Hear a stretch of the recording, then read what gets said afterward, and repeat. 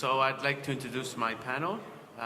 With me today, I have Captain Stephen Bligh, Senior Principal Consultant for DNV-GL, Mr. Andreas Hadjipetrou, Managing Director of Columbia Shipmanagement, Mr. Martin Krafft, Senior Manager, Own Fleet FEDNAV, and Jonathan Dowsett, Senior Fleet Performance Manager from Eagle Bulk Shipping. The topic of today's discussion is optimizing cost and boosting efficiency. Time for investment in big data and new technology, or wait for the next cycle? Why this topic and why now? As we are all aware, the shipping industry is going through very challenging periods.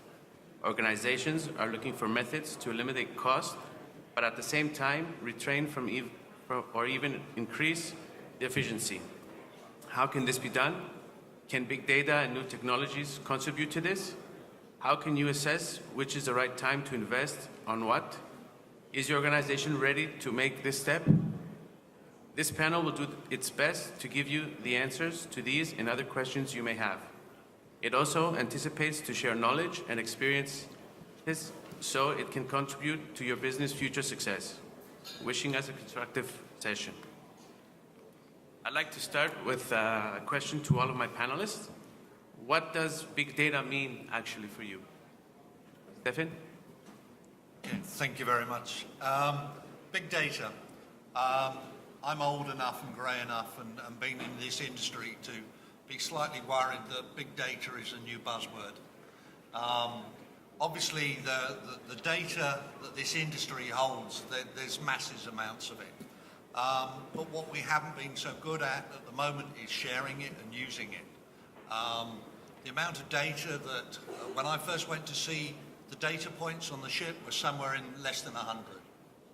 On a modern ship today, there's somewhere around the region of about 10,000 data points. That information is out there and it's available, and we're not using it. So I think where we are just at the moment with big data is a little bit called little big data. We're looking at what we have and how we can use it, but I think ultimately big data will be how we share information as an industry. Andreas?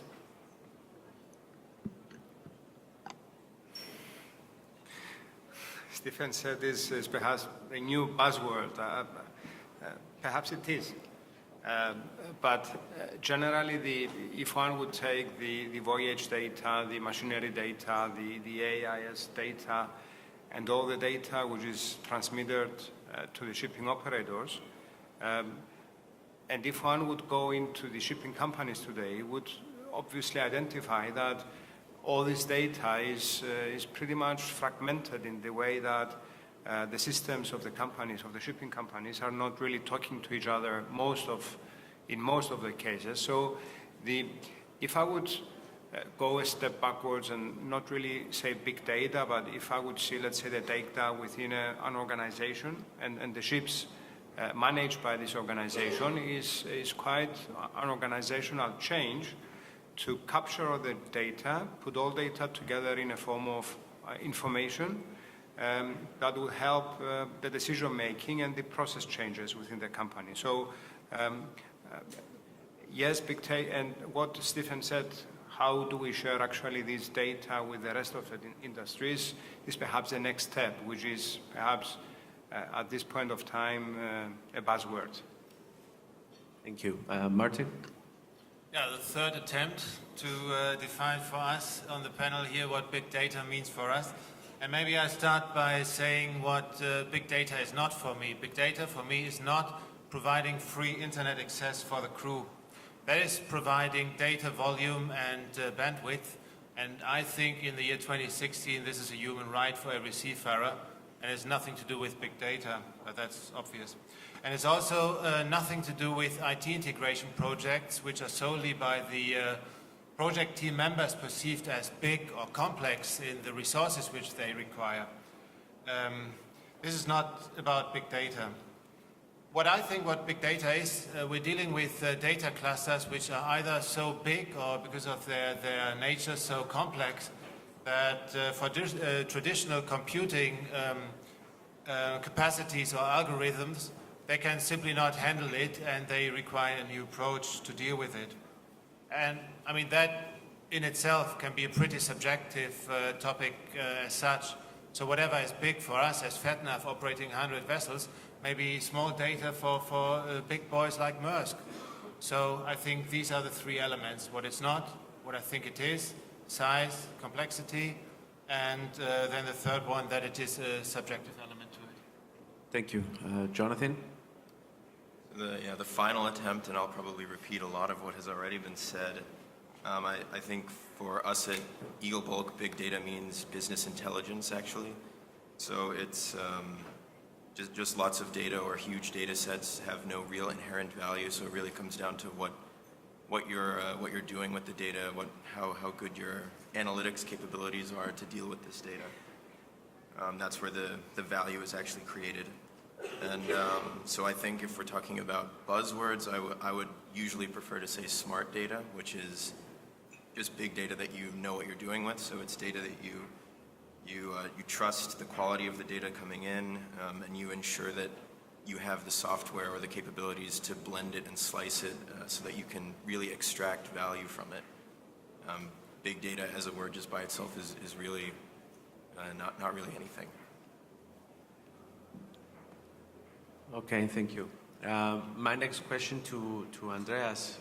Considering the market recession of today, has your objectives changed, and are you and the new challenges what new challenges are you facing? Well, More of a general. it's more of a general question. Let's put it this way: with a fleet size of 350 to 400 ships. On the shipping side, not really much has changed in the sense that you still need to have qualified crew on board, you still need to be smart on your procurement, you still need to plan your dry dockings well in advance and achieve best possible prices. You still need to have lean organizational structures. So as far as the shipping, the core side of shipping, not really much has changed. However, if one would look on the perception of the industry and the situation on the ship owning side with the equities which have been lost during the last years, what we have concentrated on is to make sure that the relationship with the client is optimized, in the sense that the management contract nowadays, a typical management contract nowadays, would include performance-related KPIs, and to make sure that the asset value is preserved to the best possible approach. So the data which is around on the ship and has been transmitted to the office and so on is obviously one of the tools which are available to help us manage the ships, but also communicate with the clients. Thank you. So optimization is a key word here. Martin, big data is today booming, as we all say. Do you believe that investing in big data will optimize your cost and efficiency? Well, I guess this is a twofold question. I mean, first of all, the booming aspect then, and then bringing down cost and increasing efficiency. And let me address it and respond in that fold. First of all, I would, from my personal perspective, I would put it into question whether big data is really booming in shipping. Yes, agree. We read it in the paper every day. It is a word which is out there in the press in the context of various industries. And we've got pharma, we've got banking, we've got insurance. And these folks are really dealing with huge worldwide data. Is shipping, first of all, does shipping qualify as an industry? And secondly, do we gather really as much data, as much sensible data, as much intelligence containing data as we wish to really draw logical conclusions from it? I'm not convinced personally. And big data also reminds me of my other favorite words, and that is cyber attacks. You can't open trade winds these days without running across cyber attacks or big data. And I mean, maybe I'm a bit laid back in that respect, or with 40 years of age already too old to comprehend it. But whilst we're dealing with the real stuff, And in our context of the late summer 2016, I think that's ballast water treatment systems, my focus currently is not really on big data and also not on cyber attacks, but that's my personal take on it. As market stakeholders, as I said, we read and we hear every day about it, but I'm really not convinced that for mainstream shipping, that behind the words big data, we really have big data in the academic definition sense. I think what we are rather meaning in a shipping context, talking about big data, is really data sourcing, data warehousing, and data integration from various systems. So that's my first part of the answer. 3 million words to talk about booming big data in shipping. Now coming to the other more relevant aspect for us as ship owner, that is driving down cost and bringing up efficiency. Well, every investment needs a purpose, right? We're not investing just because our computer and IT guys tell us we have to do it, but because we are convinced as the ones who are driving the business as management that it makes a lot of sense. And I think the one topic which already came out here, we have to be careful not to fall into a trap of really collecting just stuff, which will then end up with big data but little intelligence. And I think that's one of the key things here. Everything which we have to do has to be purpose-driven.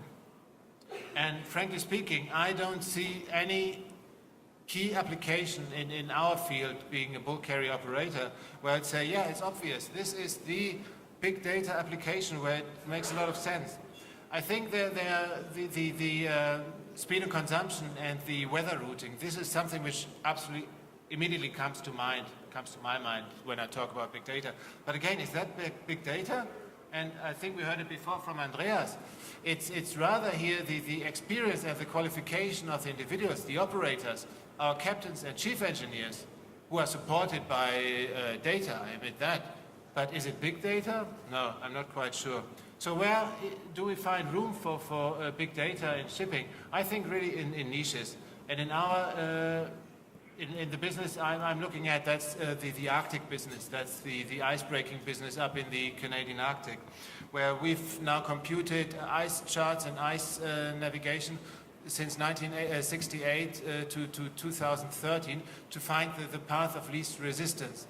That is for existing projects, so to advise our vessels which courses to take, and it's going forward in new projects whenever we approach for a new project in uncharted land, so to say. Our Infotech department sits down and does really run and crunch the numbers.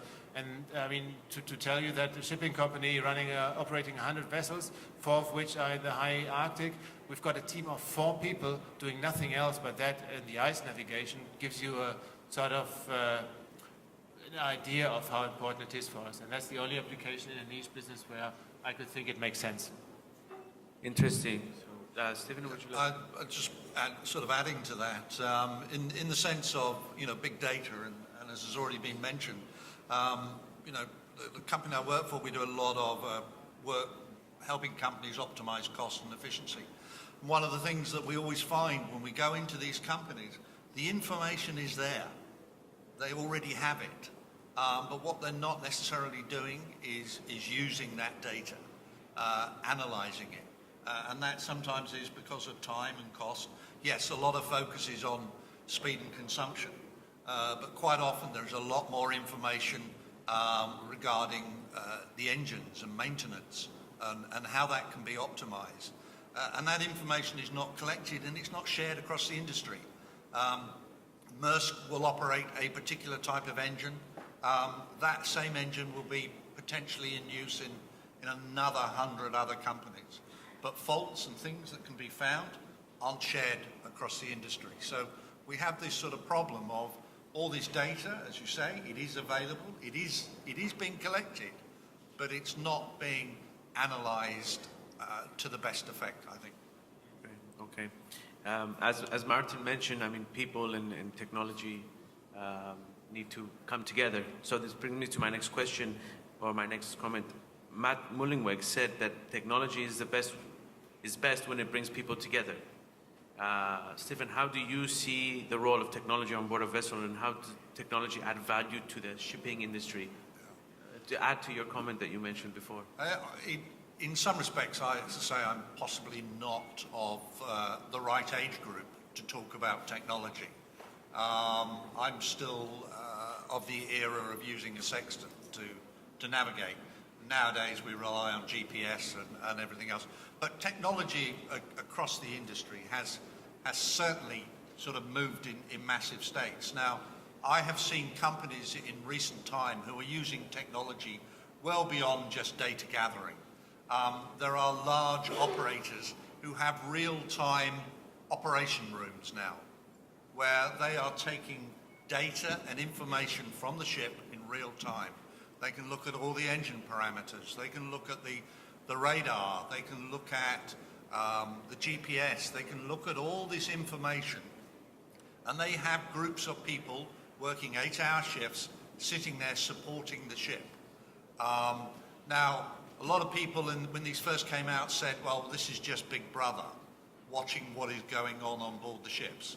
For instance, one of these companies, if the ship goes off course more than 1 mile, the captain gets a telephone call asking him why he's 1 mile off course. Now, you might think that would generate a huge pushback from the industry. But over a period of time, what is actually seen in those companies is that is seen as an area of support. It's not seen now as somebody is collecting data, somebody is monitoring, somebody is trying to control me, but more from the point of view that there are more people now looking at the problem. And I think from the sort of technology point of view, it's how do we get this information to the right people at the right time to make it sort of meaningful. But also, I'm come from the other side in that some of the technology we see on ships happening today worries me slightly because there's a big group of people who are talking about the unmanned ship. You know, that it's just around the corner. We can fly drones, we can fly things around the world, so why do we need seafarers? Why do we need people on ships? It would be much better just to be able to control everything from an operations centre and get rid of the seafarer. Now, for me, I find that difficult to sort of come to terms with. So technology and people, yes, I think it does bring them together, but there needs to be a certain degree of separation. Thank you. My next question to Jonathan. Jonathan, how prepared are you to invest in new technologies internally and externally? How do you see the role of technology on board a vessel? And how do you see the human factor for producing quality data? Okay, so I think there's 3 questions there. Yes. But I'll take them one at a time then. So I think, as Martin said, every investment needs to have a purpose behind it, and that's really the way that we approach investments in energy efficiency and cost-saving technologies at Eagle, is that there has to be a business case, of course. And so in the current fuel market, for example, or the fuel environment, then a lot of energy-saving technologies that maybe made a lot of sense a few years ago, they actually don't pass that test anymore. So it's basically going through the process of evaluating the technologies that are out there and evaluating what makes the most sense for your ships. So basically prioritizing what's available out there. So I think the long story short is that we're ready to invest in any technology that passes that business case test, provided that it works in the current market, current fuel environment. And then I think so we've talked around it a lot, but the crew aspect of all of this, I think let's see how to. There's definitely this focus on the unmanned ship and automation and all of these sorts of things coming together, but I think just the way that big data inherently has no value if you don't have a crew that is believing in the culture of energy efficiency and cost savings that your company has, if your crew isn't trained in how to do these things on board, then also the business intelligence that you pull out of your big data or smart data, whatever you want to call it, it also has no value, because the guys that are going to actually put that intelligence into practice and extract the value from it, those are the crew on board, and it will only ever work if you as a company invest in their training and their welfare, ensuring that they have good enough communications platforms to do this real time, etc. So the new technologies are one part, the data analytics and knowing what to do with your data are another part, and then I think the most critical component of the whole thing that keeps it standing up is having a motivated, well-trained crew on board. Okay. Would anybody else like to comment? Well, I mean, again, the crew, I fully agree, 100%. I subscribe to that. But again, the crew needs to be supported with data. Is that big data? It has to be meaningful data, as they need it for the special mission that they are on. But other than that, yeah, 100%. Shipping is a people's business, and I hope it will remain so, at least until I retire. Thereafter, I don't care. And Andreas, how would you know which is the right time to proceed with investing in big data and new technology? Well, what Martin mentioned earlier about the financial calculation is valid. It needs to make sense financially. But I would say that the right time differs depending on the line of business or depending on the trade of each vessel. So if one would take, for example, passenger ships today, it could very well make sense to have the sensor technology transmitting all data to the operator, so that they make sure that, let's say, and this is available, by the way, the air conditioning units in the cabins of the passengers are actually on the right temperature. So the technology is there. The thing is, it really needs to make sense from each company's perspective. We have heard earlier Martin not really believing in the big data today, but at the same time, his own company, they have invested in this technology for a niche market. So it's not black or white, it's gray. My thinking is that whether we like it or not, the technology is now available. And as the technology becomes available, it will become cheaper.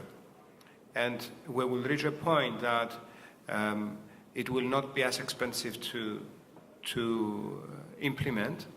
And things like what Martin mentioned earlier, let's say on the crewing internet on board. A few years ago, we didn't really have internet on board the fleet. Today is standard, and the people can communicate, still Skype or email and so on.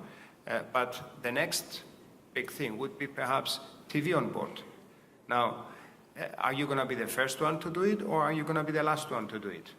So it depends as well on the technology and how it's moved. So in general, I think the future is that we will all somehow be forced to invest in technology sooner or later.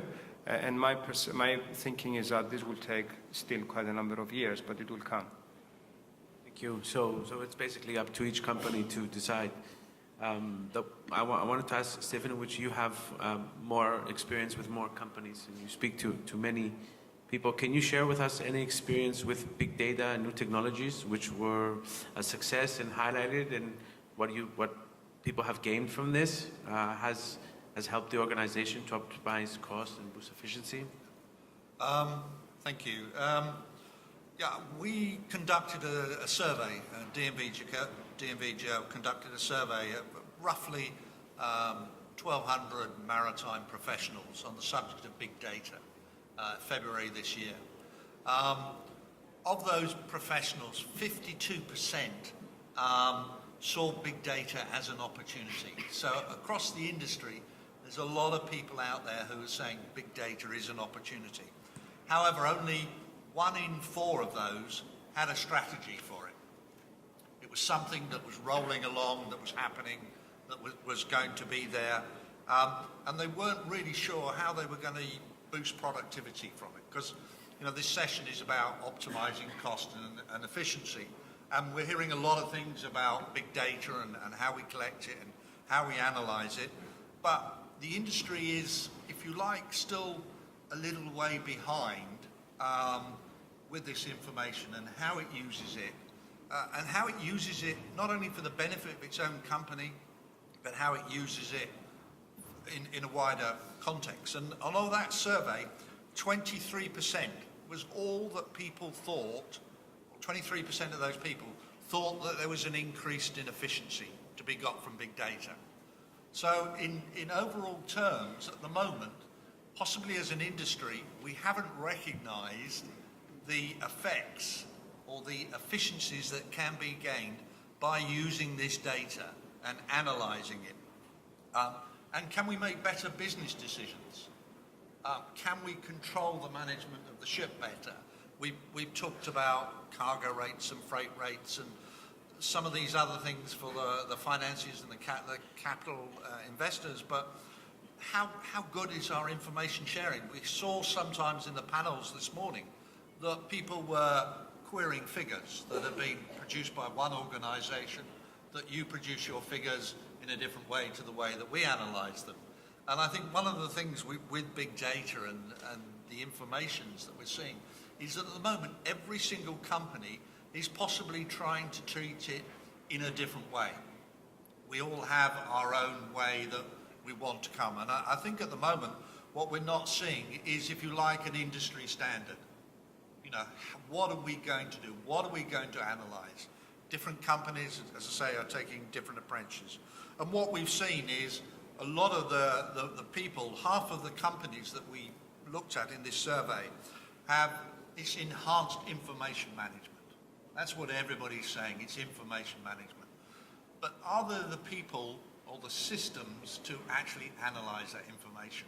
It's one of the questions I ask. When we've worked with projects on efficiencies with companies, one of the things, as I said earlier, we found is most of the time the company has that information already. They're just not using it. And I think that the challenge will be how companies possibly bring in a new area or a new department to help with the analytics of all this information. Now, should the system do it all together and you just have one screen that tells you the vitals and you don't care what happens in the background? But I think one of the problems with big data is you're going to get more and more and more and more. And the concern for me that there will become a point when we will lose the efficiencies that are potential. We won't be making good business decisions because we'll just be swamped with big data. So I think I'll go back to my point, you know, little big data is where we want to be at the moment. Thank you. Another booming word in the industry is e-navigation. Can you tell me what role you think e-navigation will play towards efficiency and optimization? You ask an ex-captain who was trained in the 60s what he thinks of e-navigation. I think it's magic and it's something for the new generation. No, joking aside. As I've mentioned earlier, you know, e-navigation, it's becoming more and more prevalent. I mentioned about particular companies that now have control rooms where they are monitoring the navigation of the ship. This was obviously brought around by some fairly spectacular disasters that these things have been set up. But e-navigation is there. Now, for my sins, I also fly a plane. I have a pilot's license, and whenever I go in the air, I'm strictly controlled. I'm told where I'm flying and what height I'm flying. I have to log my flight plan. Yet as the captain of a ship, I can sail from the port and I can do what the hell I like, as long as I go through the separation zones at certain parts of the world. So I think e-navigation is trying to find some home between those two. I think it has tremendous benefits. I think we can avoid a lot of the unfortunate incidents, the safety-related incidents, by using e-navigation to a much greater extent. However, as I have to sort of put out there, nobody has e-navigated the Mark 1 eyeball yet. And the amount of time I see on ships an over-reliance on e-navigation and looking out the window, in some respects, as a profession, has been slightly lost. So I think when we're talking e-navigation, there's lots of benefits to be got. We have electronic charts. We have a lot of good systems. We heard from Martin about ice navigation and using some of the technology. So I think e-navigation is here to stay, but I just pray that as we move forward with it, it doesn't become something that we just plug and play and sit back and watch a screen and rely on technology. Okay. We have about 5 minutes left. What I want to do is conclude the panel discussion with a question to all of my panelists. We start with Jonathan this time.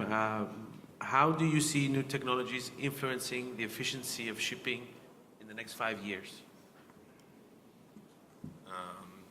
So I'm a naval architect originally. So from the hydrodynamic side, I don't think that there's any breakaway technologies coming down the pipeline. I think there's some people, mostly cruise companies, doing stuff with some fairly interesting ways to reduce drag. So there's also some interesting developments for electronic engines, but these are all basically incremental things. So I think 5 years is also a relatively short time horizon. So I think we're probably going to see a lot of things around automation, data acquisition, real-time communications. It's all things that kind of fit into the bucket of big data, the loose definition of big data. But I think there's a lot of operational inefficiencies that exist in shipping, and those are really primed to be addressed by improvements in automation and real-time communication. So I think that's where you'll see the efficiencies come over the relative short time of 5 years. It's going to be automation leading to reduction in operational inefficiencies. Thank you. Martin? Yeah, well, I guess going forward, technology certainly will move on, and it will move forward with technology. And big data is certainly only one of the aspects there, because if we were to remain the status quo, we would simply be dead and not a living industry. I think my appeal is really, what is important is really to add intelligence with the appropriate amount of data and making the people, the users, smarter with what they're doing. One of the things which I discussed yesterday with Stephen, and he really opened my eyes because I put some loose ends together, is rather about putting together alliances or partnerships here. I think the industry can put into question some of the privacy rules we work under, and the strict focus of the proprietary data, and to really take the ownership of data. For us as an owner, it would make sense to integrate with classification societies, get the regulator on board, with shipyards and the ship managers, and to achieve some greater degree of horizontal and vertical integration there. And I think that's something where working with data would really add value for us. Thank you. Andreas? I think we all appreciate the fact that the shipping industry, in comparison to other industries, is behind as far as technology is concerned. Just a comment on what Stephen mentioned earlier.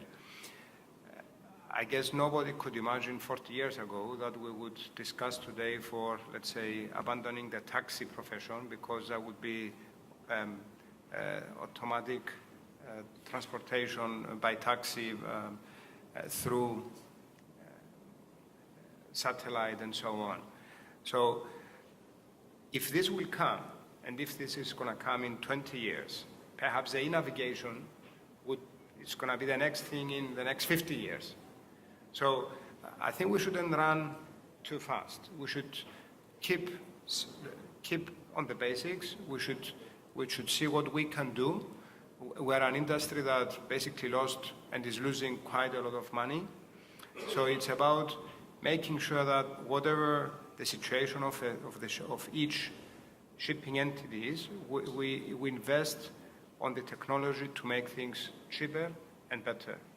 And on the very basic note, I go again, let's say, on the internet on board.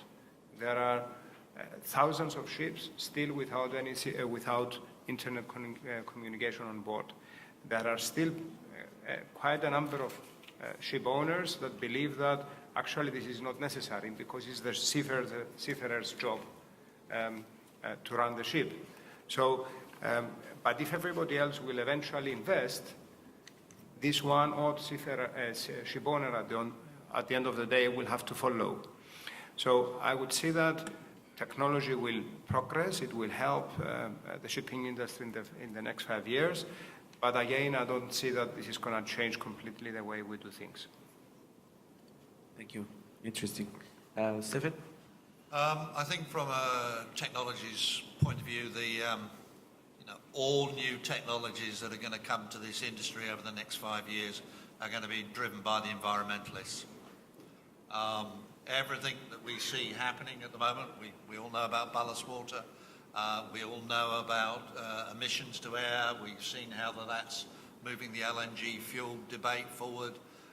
There is a lot of discussion. So I think the technologies that we're talking that are coming are most probably going to be driven by the environmental agenda. I think the cost and efficiency agenda, as has already been mentioned, there's lots of things out there about fancy designs, new pieces of equipment, things that are there to improve efficiency on the ship. I think that's through their natural sort of progression. They will continue. And I think just taking up, Andreas' point of view, the concept of communications for the ship's crew, but it's not only the ship's crew. If we've got all this big data, it's got to get back to somebody quickly, reliably, and complete. And so obviously satellite bandwidth, satellite technology, reducing the cost of it to make sure that all that information can come back. So I think from a technology point of view, I think, big data, yes, it is here to stay.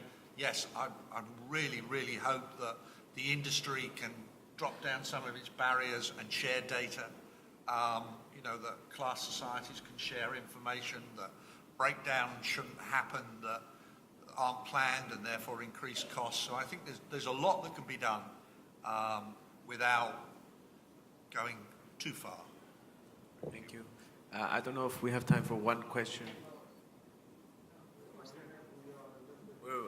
Okay, but we'll be around throughout the day, so if anybody likes to ask any questions, please feel free. Thank you. Thank you.